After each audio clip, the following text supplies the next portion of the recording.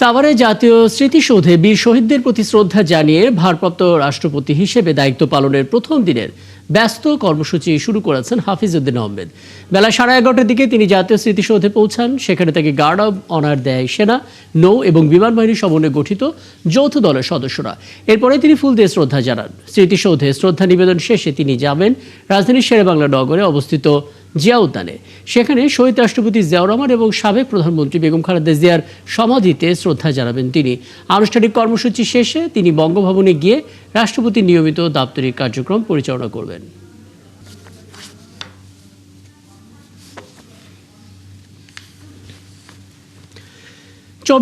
জুলাই আগস্টে সংঘটিত যে মানবতাবিরোধী অপরাধ, সে অপরাধে শেখ হাসিনা, ওবায়দুল কাদের এবং 14 দলের বিভিন্ন নেতা সহ মোট 45 জনের বিরুদ্ধে দুটি পৃথক মামলার আজ বিচারিক কার্যক্রমের নির্ধারিত দিন। বিচারপতি গোলাম মুর্তজা মজুমদারের নেতৃত্বাধীন আন্তর্জাতিক অপরাধ ট্রাইব্যুনাল 1-এ হবে এই কার্যক্রম। পরে একই ট্রাইব্যুনালের শতাধিক মানুষকে গুম খুনের মামলায় সাবেক সেনা কর্মকর্তা জিয়াউল হাসানের বিরুদ্ধে সাক্ষ্য গ্রহণ হবে। এছাড়াও আজ আরও কয়েকটি মামলায় বিচার কাজ হবার কথা রয়েছে। সকালে এই সমস্ত মামলায় গ্রেপ্তার মোট 25 আসামিকে ট্রাইব্যুনালে আনা হয়েছে। ওদিকে সাভারে এপিসি থেকে ফেলে আহসাবুল ইয়ামিন হত্যা মামলায় সাবেক এমপি সাইফুল সহ 19 জনকে আসামি করে আনুষ্ঠানিক অভিযোগপত্র এবং কক্সবাজারের ক্রসফায়ারে একরামুল হত্যা মামলায় শেখ হাসিনা সহ 11 জনের বিরুদ্ধে তদন্ত প্রতিবেদন ট্রাইব্যুনালে দাখিল করেছে প্রসিকিউশন। দর্শক, এই মুহূর্তে আমরা সচিবালয়ে যেতে চাই, সেখানে কথা বলছেন স্বরাষ্ট্রমন্ত্রী। আমরা সরাসরি চলে যাচ্ছি সেখানে। এবং যারা বিভিন্নভাবে আইন বিধি লঙ্ঘন করে দেশের জনগণের সেবা প্রাপ্তিতে বাধা দিবে অথবা অন্যায় করবে, তাদেরকে তিরস্কৃত করবে, এই ধারা আমাদের অব্যাহত থাকবে। এটা আগেও হয়েছে। আমরা জনগণের সেবা করার জন্যেই জনবান্ধব পুলিশ এবং অন্যান্য আইন শৃঙ্খলা রক্ষাকারী বাহিনীর কর্তব্যকে আমরা এগিয়ে নিতে চাই, তাদের কার্যক্রমকে এগিয়ে নিতে চাই, যাতে দেশের মানুষের গণ অভ্যুত্থান পরবর্তী নবপ্রত্যাশা অনুযায়ী আমাদের পুলিশ বাহিনী এটা জনবান্ধব পুলিশ বাহিনী হিসেবে স্বীকৃতি পায়। ইতিমধ্যে তাদের মধ্যে ব্যাপক পরিবর্তন আমরা লক্ষ্য করেছি। মূলত রাজনৈতিক সরকারের সদিচ্ছার উপরে নির্ভর করে আইন শৃঙ্খলা রক্ষাকারী বাহিনী সঠিকভাবে তার দায়িত্ব পালন করতে পারবে কিনা। অতীতে যেটা দেখা গিয়েছে ফেসিবাদী সরকারের সময়ে, তারা রাজনৈতিক হীন উদ্দেশ্য চরিতার্থ করার জন্য, নিজেদের অবৈধ ক্ষমতাকে দীর্ঘস্থায়ী করার জন্য তারা রাষ্ট্রের সকল বাহিনীকে তারা ব্যবহার করেছে, অপব্যবহার করেছে। আমরা আজকের এই অনুষ্ঠানের মধ্য দিয়ে যারা পুরস্কৃত হয়েছে তাদেরকে অভিনন্দন জানাই। তাদেরকে সম্মাননা পদক দেয়া হবে বিভিন্ন পর্যায়ে। পুলিশ ডেতে আজকে আর্থিক পুরস্কার এবং সনদ আমরা দিলাম, এটা স্বীকৃতি তাদের সারা জীবনের স্বীকৃতি হিসেবে থাকবে। যে দুইটা ঘটনার এখানে বর্ণনা করা হয়েছে, দুইজন ট্রাফিক সার্জেন্ট অত্যন্ত সাহসিকতার সাথে জীবনের ঝুঁকি নিয়ে দুইজন ছিনতাইকারীকে তারা আটক করেছে এবং মালামাল উদ্ধার করেছে। তাতে এটা জাতীয় নিউজে কভার হয়েছে, সোশ্যাল মিডিয়াতেও সেটা কভার হয়েছে। আরেকটি ঘটনা খুবই আমাদের জন্য অনুপ্রেরণাদায়ক। একজন প্রবাসী ভুলক্রমে ট্রেনে তার ব্যাগ রেখে এয়ারপোর্টে চলে যায়। তার সাথে তার এক আত্মীয় ছিল। তখন এয়ারপোর্টে নেমে তারা যখন জানতে পারে তার পাসপোর্ট সহ টিকিট এবং অন্যান্য সকল কিছু সেই ব্যাগে রয়ে গিয়েছে এবং ট্রেনে করে এসছে, সেটা কীভাবে উদ্ধার করা যায়, তারা তাৎক্ষণিকভাবে 999-এ ফোন করলে এখানে কর্তব্যরত পুলিশ সদস্যগণ তাৎক্ষণিকভাবে সেটা রেলওয়ে পুলিশকে জানায় এবং রেলওয়ে পুলিশ অত্যন্ত দ্রুততার সাথে সেই রেলে বগিতে যেয়ে তার ব্যাগটা উদ্ধার করতে সক্ষম হয়। তারা চেক করে দেখে যে তার পাসপোর্ট সহ টিকিট এবং অন্যান্য যে সমস্ত কাগজপত্র সবই ওখানে রয়েছে। তারা নিজেরা খুব দ্রুততার সাথে, তারা কোনো কিছুর লোভে নয়, অত্যন্ত একটা দেশপ্রেম এবং জনসেবার মানসিকতা নিয়ে নিয়ে গেছিল সন্দেহভাজন একটা ছেলেকে সন্দেহভাজন অ্যারেস্ট করার পরে তার কাছে পাওয়া গেছে। হ্যাঁ, তারা এয়ারপোর্টে পৌঁছে দিয়ে সেই যাত্রীকে বিদেশ যেতে সহায়তা করেছে, তারা অত্যন্ত কৃতজ্ঞতা প্রকাশ করেছে। এতে সন্দেহজনকভাবে একজনকে গ্রেফতারও করা হয়েছে এই ব্যাগের সাথে। পরবর্তীতে নিশ্চয়ই আইনানুগ প্রক্রিয়ায় তার ব্যবস্থা নেওয়া হয়েছে।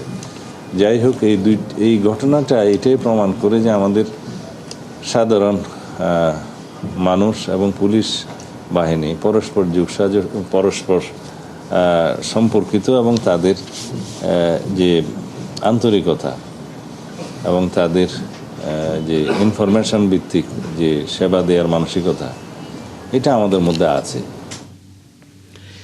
সচিবালয়ে ছিলাম আমরা এতক্ষণ, এবং আপনারা দেখছিলেন স্বরাষ্ট্রমন্ত্রী সালাউদ্দিন আহমেদ কথা বলছিলেন। মূলত পুলিশের যে সাহসিকতা এবং প্রশংসনীয় যে কাজের স্বীকৃতি, সেই স্বীকৃতির স্বরূপ পুরস্কার এবং সম্মাননা প্রদান অনুষ্ঠান ছিল, এবং সেখানে 9 জন পুলিশ সদস্যকে পুরস্কৃত করা হয়। পুরো বিষয়টা নিয়ে তিনি কথা বলছেন। নিশ্চয় আরও বিস্তারিত থাকবে আমাদের পরবর্তী সংবাদ সংযোগগুলোতে। ফিরবো শিরোনামের খবরে। তীব্র গ্যাসের সংকটে এখন ভুগছে দেশ। রাজধানীর গ্যাস স্টেশনগুলোতে ঘন্টার পর ঘন্টা দাঁড়িয়ে থেকেও প্রয়োজনীয় জ্বালানি পাচ্ছেন না গ্রাহকরা। এতে গ্যাস পাম্পগুলোতে দেখা দিয়েছে বিশৃঙ্খলা। সবচেয়ে বিপাকে পড়েছেন সিএনজি চালকরা। গেল কয়েকদিনের মতো সকাল থেকে অপেক্ষা করে অনেকে গ্যাস না পেয়ে অলস সময় কাটাচ্ছেন। কবে নাগাদ এই সংকট থেকে মুক্তি মিলবে তার উত্তর জানেন না খোদ পাম্পের পরিচালকরাও। গ্যাসের প্রেসার অর্ধেকে নেমে আসায় চাহিদা মতো গ্যাস না দেওয়ার কথা জানান রাজধানীর বিভিন্ন পাম্প মালিকরা। পরিস্থিতি নিয়ন্ত্রণে অতিরিক্ত জনবল নিয়োগের কথাও জানান কেউ কেউ। উল্লেখ্য, ভাসমান এফএসআরইউতে গোলযোগের কারণে প্রায় সপ্তাহখানেক ধরে সরবরাহ জটিলতায় আছে পুরো দেশ।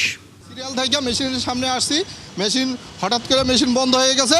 এখন আমি গ্যাস পাইতেছি না, খিলকে যাইতে পারি না। এই কুড়িল বিষয়টা আমার গ্যাস শেষ হয়ে গেছে। আরেকটা গাড়ি দিয়ে বাইন্দা আমি গ্যাস পাম্পে নিয়ে এলাম।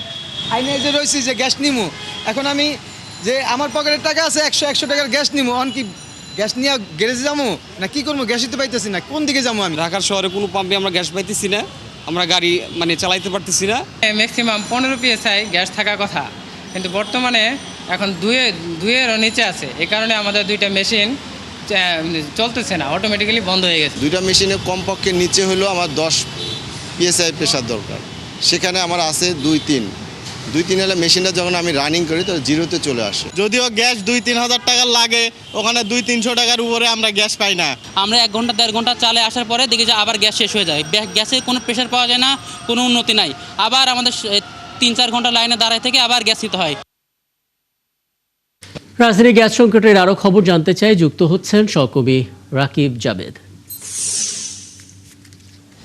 রাকিবের আগে আপনার মাধ্যমে থেমে থাকা পরিবহন ফিলিং স্টেশনের ছবিগুলো আমরা দেখেছি। সিএনজি স্টেশনগুলোতে সময় অনেকটা গড়িয়েছে। প্রত্যেকটা সিএনজি স্টেশনগুলোতেই কি আসলে অচল অবস্থা, নাকি ন্যূনতম গ্যাসও দেওয়া সম্ভব হচ্ছে? যদি সেটা সম্ভব হয় তাহলে কত টাকা পর্যন্ত গ্যাস তারা নিতে পারছেন? কোনো রকমের নিয়ম তৈরি করে দিয়েছে কিনা একটু জানাবেন আমাদেরকে রাকিব।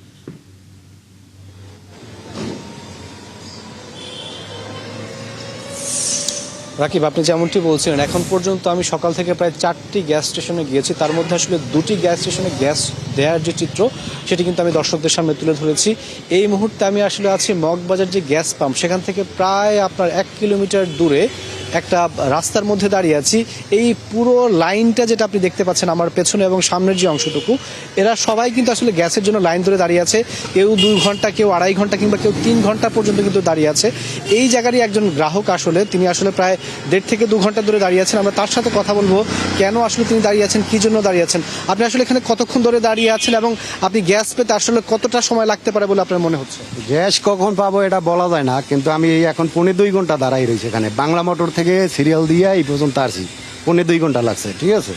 আর গ্যাসের সংকট তো আজকে থেকে না, গ্যাসের সংকট এই 1 জুলাই থেকে মোটামুটি সংকট, কিন্তু এই 1 সপ্তাহ ধরে বেশি সংকট। কিছু কিছু পাম্প তেজগাঁও এলাকায় সম্পূর্ণ পাম্প সব বন্ধ। আপনি আজকে কয়টা গ্যাস পাম্প ঘুরেছেন?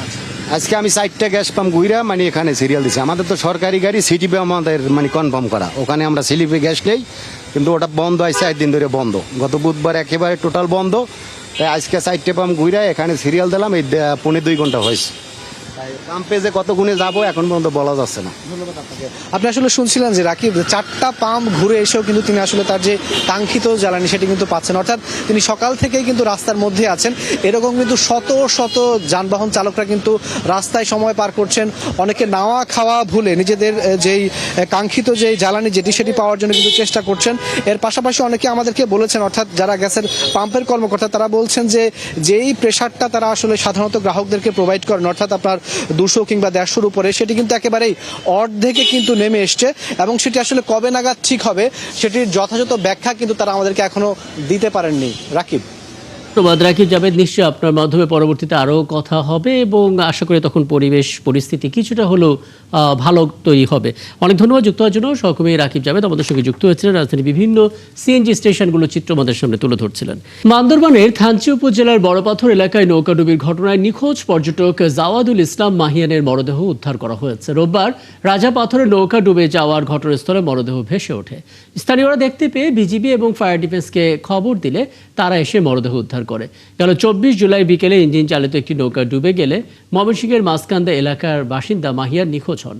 এর পরদিন 25 জুলাই চট্টগ্রাম থেকে আসা ফায়ার সার্ভিসের ডুবুরি দল এবং থানচি ফায়ার সার্ভিসের উদ্ধারকারী দল অভিযান পরিচালনা করলেও তার সন্ধান মেলেনি।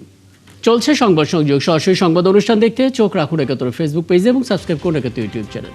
থাকুন একাত্তরের সাথে।